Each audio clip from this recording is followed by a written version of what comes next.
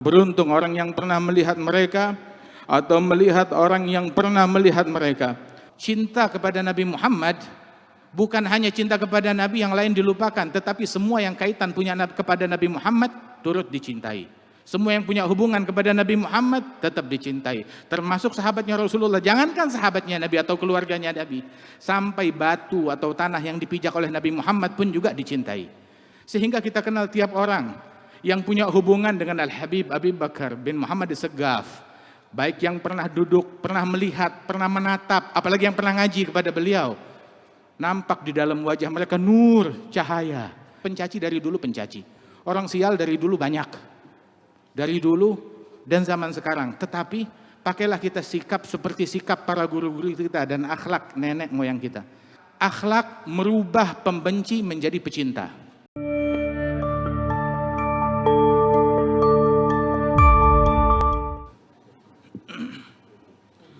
Assalamualaikum warahmatullahi wabarakatuh. Alhamdulillah, kita bersyukur kepada Allah Subhanahu wa taala yang menghadirkan kita di hadirat para kekasih-kekasih Allah, para aulia Allah, hudatul wara. Tuba li'abdin ra'ahumu aw jalasahum law maratan minhu fil umri. Mereka adalah para pemangku hidayat, manusia yang menempuh jalan hidayat dan membawakan hidayat Allah kepada sekalian umat manusia. Beruntung setiap orang yang pernah melihat wajah mereka, yang pernah berjumpa dengan mereka, yang pernah duduk bersama mereka walaupun sekali seumur hidupnya. Al-Imam Ali bin Muhammad Al-Habsyi beliau bilang, "Bakhat man qad ra'ahum aw ra'a man ra'ahum أو تعلق بهم دائم ولازم فيناهم فإنهم قوم ما أحد في البرية كما هم." Beruntung orang yang pernah melihat mereka atau melihat orang yang pernah melihat mereka, sebab mereka adalah para kaum, tidak ada di alam semesta orang-orang yang semacam mereka. Sampai Imam Syawaf beliau mengatakan, "Wala istalqa fid dunya kama hum." Kalian tidak akan temukan di dunia orang yang semacam mereka. Ketika dilantunkan syair ini, berkata Imam Al-Arif Billah Al-Habib Alawi bin Abdullah bin Syahabuddin, beliau bilang, jangankan di dunia, kamu gak bakal menemukan di dunia para wali-wali sekaliber mereka, dan di barzakh kamu tidak temukan para wali-wali sekaliber mereka, dan di akhirat kamu tidak temukan para wali-wali sekaliber mereka. Diisyaratkan sebagaimana dijelaskan oleh Syekhana Al-Habib Umar bin Muhammad bin Salim bin Hafidh, diisyaratkan oleh Nabi Muhammad sallallahu alaihi wasallam di dalam hadis bahwasanya beliau di haudnya, di telaganya beliau, inni la adzudun nas an ahli Yaman. Ketika aku di telagaku kelak di hari kiamat, aku perintahkan orang untuk buka jalan. Kenapa? Buka jalan untuk para ahli Yaman yang datang ke telagaku. Kemudian Al-Habib Umar menjelaskan, siapa gerangan dari ahli Yaman yang berani maju di hadapannya Al-Faqih Al-Muqaddam Muhammad bin Ali Balawi? Siapa di antara ahli Yaman, para wali-wali Yaman yang berani maju di hadapan Al-Imam Ahmad Al-Muhajir? Siapa di antara ahli Yaman yang berani maju di hadapan Al-Imam Ubaidillah bin Ahmad, wal Imam Alawi bin Ubaidillah, wal Imam Al-Faqih Al-Muqaddam, wal Imam Abdurrahman As-Saggaf, para aulia, para wali-walinya Allah, para keturunan Rasulullah sallallahu alaihi wa alihi wasallam. Sungguh tidak akan kau temukan para wali sekaliber mereka di dunia ataupun di barzakh ataupun di akhirat. Radhiyallahu anhum wa ardahum ajma'in fahumul qaum alladzina hudu wa bi fadlillahi qad su'idu wa li ghairillahi ma qasadu ma'al Qur'an fi garani. Mereka para kaum yang telah mendapatkan hidayat dari Allah Subhanahu wa taala, dan mereka adalah para kaum yang tidak punya tujuan apapun melainkan hanya kepada Allah, tidak punya tujuan harta, tidak punya motif dalam apapun yang mereka ucapkan ataupun yang mereka kerjakan, semata-mata murni untuk Allah Subhanahu wa taala, dan mereka senantiasa berjalan seiring dengan Al-Qur'an. Radhiyallahu anhum wa ardahum ajma'in. Sehingga dimimpikan Al-Imam Al-Hasan bin Salih Al-Bahr bahwasanya ada seorang wali yang memimpikan beliau di depan rumahnya Al-Habib Hasan bin Salih di Asbah itu dibentangkan surga dan para bidadari-bidadarinya dan istananya memanggil-manggil Al-Habib Hasan, ya Hasan bin Saleh, ayo sini, ayo sini.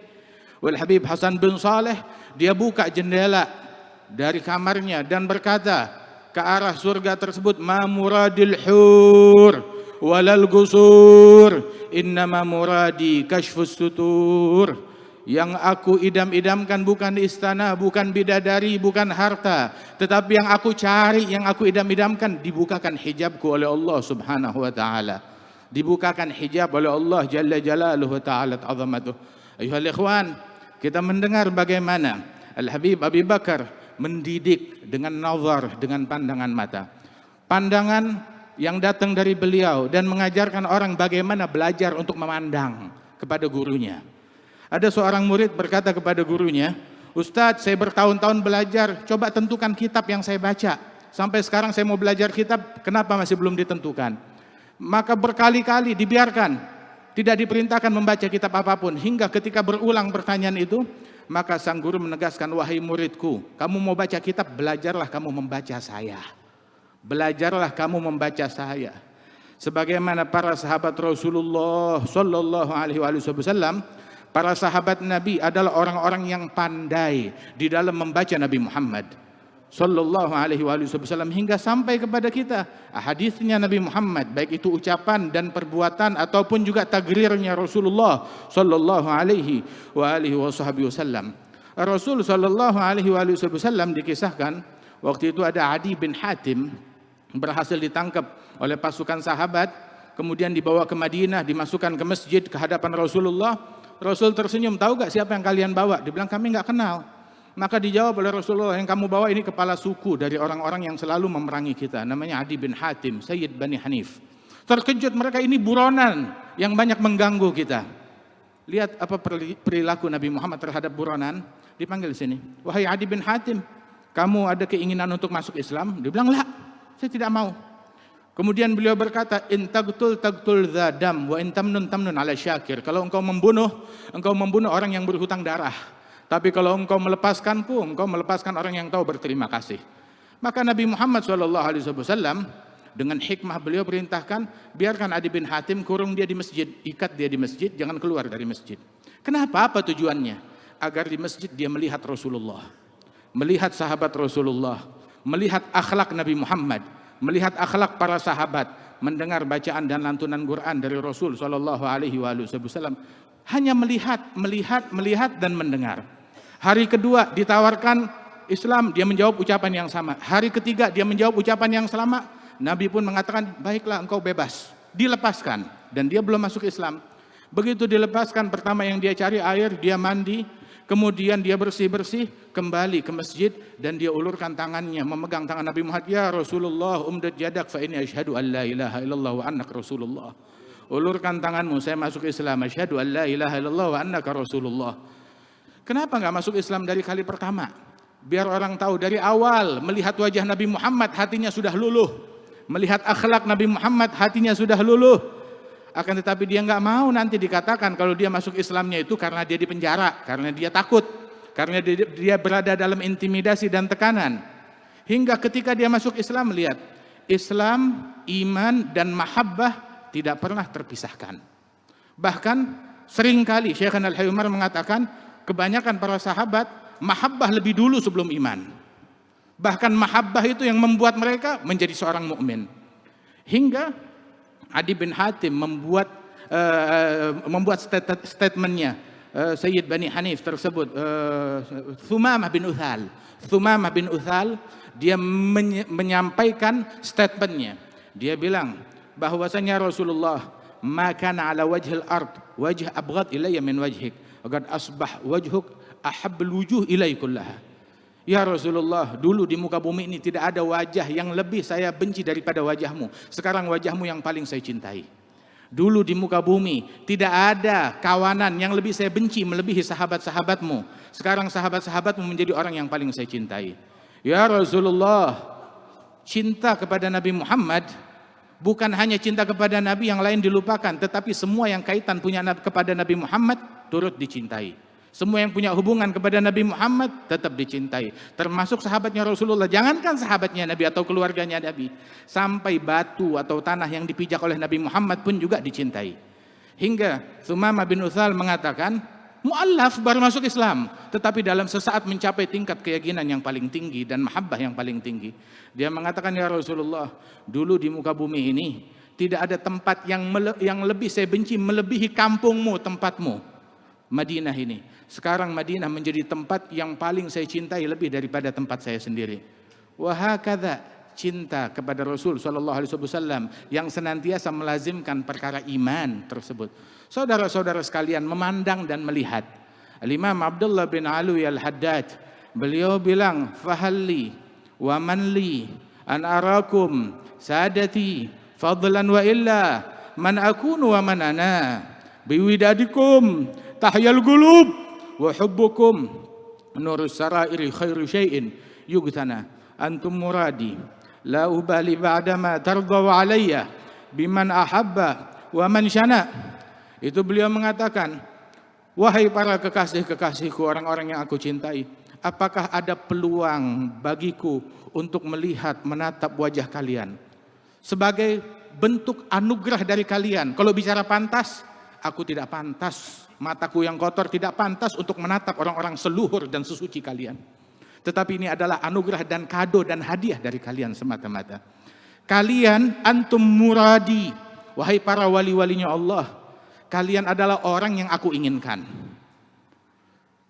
Dan setelah kalian ridha kepadaku, aku tidak peduli siapa yang mau murka, siapa yang mau marah. Yang penting kalian ridha, ridhanya kalian segala-galanya.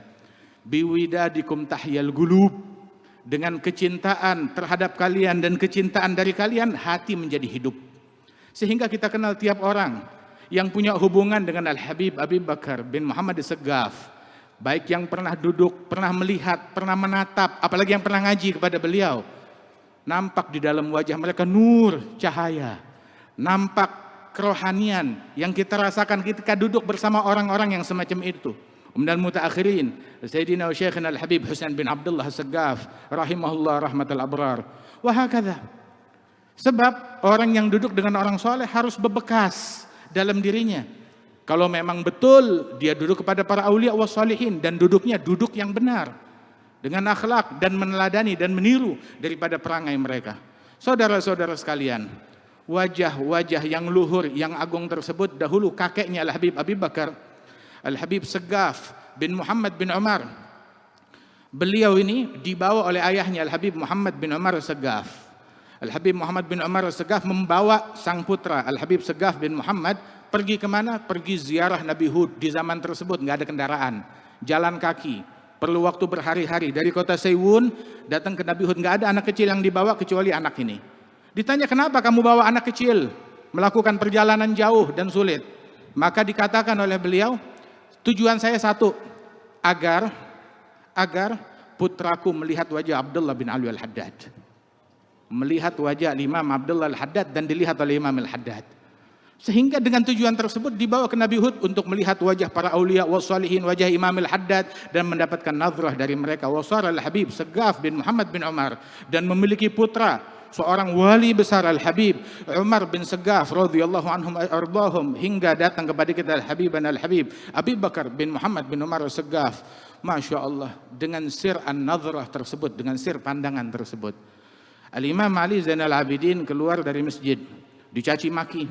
Saat dicaci maki, beliau nggak sibuk mengklarifikasi dan menjawabi cacian dan makian tersebut. Pencaci dari dulu pencaci, orang sial dari dulu banyak, dari dulu dan zaman sekarang. Tetapi pakailah kita sikap seperti sikap para guru-guru kita dan akhlak nenek moyang kita.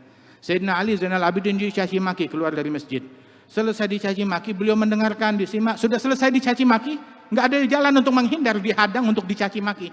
Ya sudah, baik. Udah selesai dicaci maki, beliau mengatakan kepada orang tersebut, apa yang kamu sebutkan, kalau memang benar, fa astaghfirullah, saya beristighfar kepada Allah.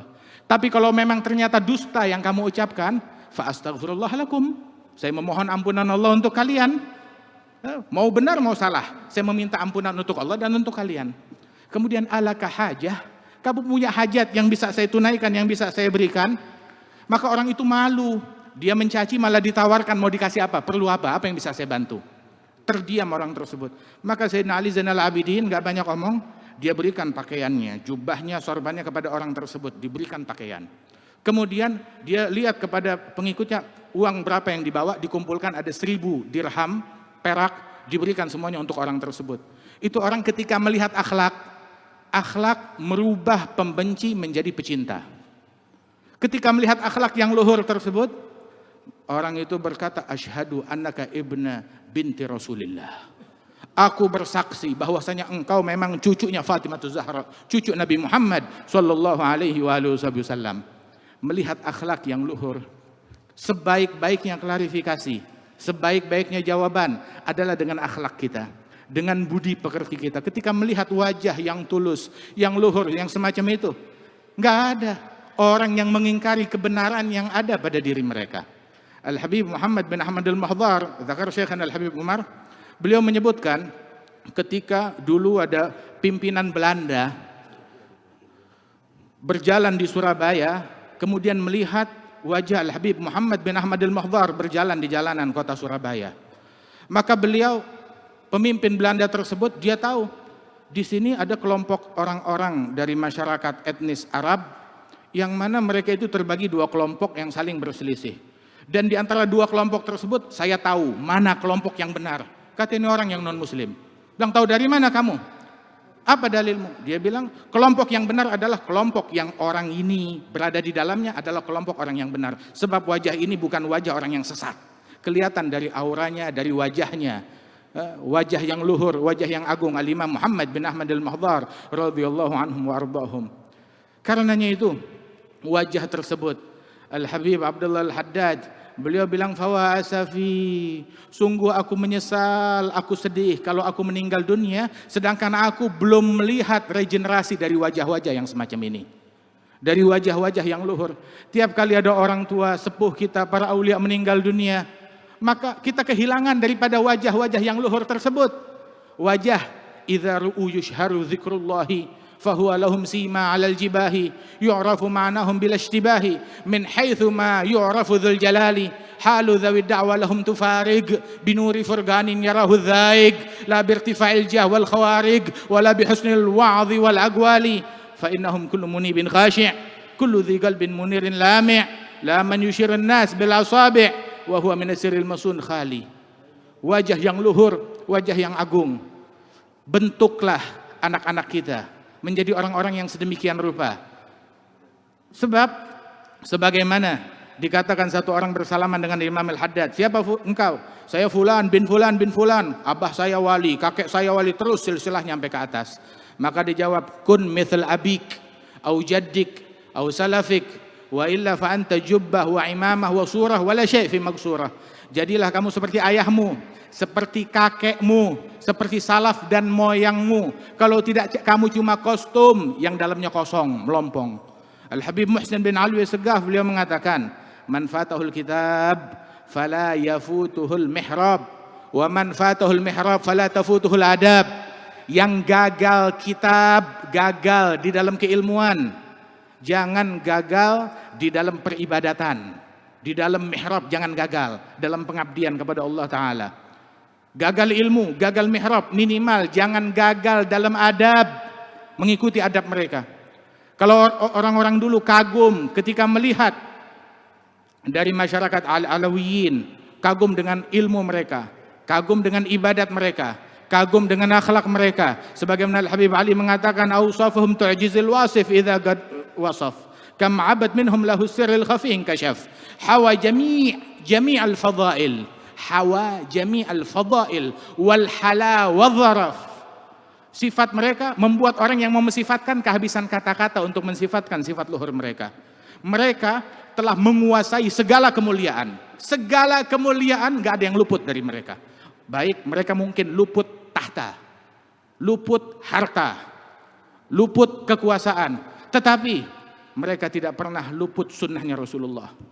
Enggak luput duha, enggak luput witir, enggak luput Al-Quran, enggak luput tahajud, enggak luput kesucian hati.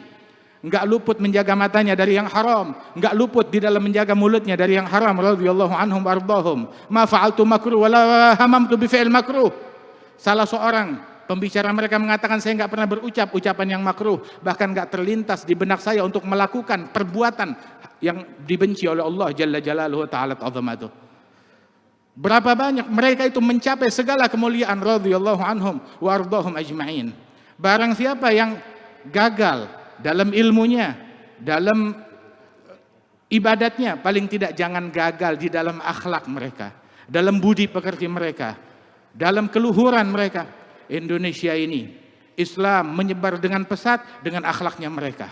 Ketika melihat wajah-wajah yang luhur, wajah-wajah yang tulus, melihat akhlak budi pekerti yang mulia, yang dimuliakan, yang diagungkan oleh Allah Jalla Jalaluhu Ta'ala Ta'zamatuh. Mudah-mudahan Allah Ta'ala yarud ma'fat wa yuhyi mamat. Allah Ta'ala hidupkan apa yang telah luput, didatangkan lagi ke zaman kita ini. Apa yang telah mati dihidupkan lagi di zaman kita ini. Dari akhlak mereka, dari sifat mereka, dari perangai mereka.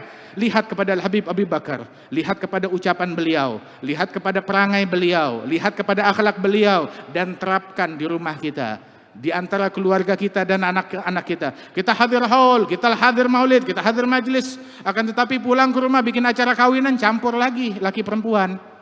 Seolah-olah yang paling penting kalau kita bikin acara, yang penting makanannya, yang penting minumannya, yang penting pesta poranya, nggak peduli dengan apa yang ada di dalamnya berupa akhlakul karimah, berupa keilmuan dan adab dan akhlak dan budi pekerti yang diwariskan oleh para leluhur dan para salaf kita. Mudah-mudahan Allah Subhanahu wa taala hidupkan kembali di antara kita sifat-sifat yang luhur dan budi pekerti yang mulia tersebut, dan keluarga besar Al-Habib Abu Bakar bin Muhammad As-Saggaf. Allah taala senantiasa bimbing mereka menempuh jalan para aulia wassalihin, jalan al-Imam Al-Habib Abu Bakar, dan senantiasa bisa membimbing kita menuju jalan yang dimuliakan oleh Allah Subhanahu wa taala.